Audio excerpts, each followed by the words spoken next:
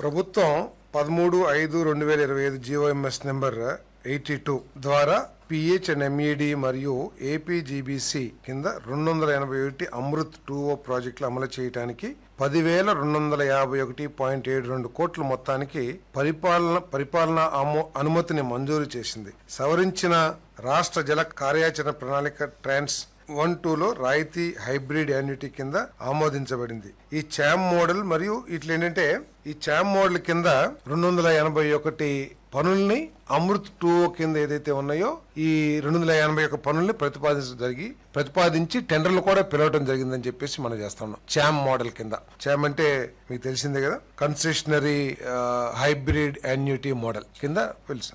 అయితే ఈ టెండర్ లో పార్టిసిపేట్ చేసిన బిడ్డర్స్ చాలా మంది వారి అభిప్రాయాల్ని తెలియజేశారు ప్రభుత్వానికి. ఏ విధంగా ఉంటే ఎందుకంటే ఇది ఒక కొత్త మోడల్ మన రాష్ట్రంలో అమల్లోకి తీసుకొచ్చిన విధానం కాబట్టి దీనికి సంబంధించి దీంట్లో పార్టిసిపేట్ చేసిన బిడ్డర్స్ చాలా మంది సూచనలు చేశారు. సూచనలు ఏంటంటే 2024-2025 SSR ప్రకారం ఈ పనులన్నింటి కూడా 10,251 కోట్ల పనులన్నింటి కూడా ఎస్టిమేట్ ప్రిపేర్ చేయబడింది. అయితే దీంట్లో పార్టిసిపేట్ చేసిన బిడ్డర్స్ అందరూ కూడా 2025-2026 SSR ని పరిగణలోకి తీసుకోవాలని చెప్పేసి కోరటం జరిగింది.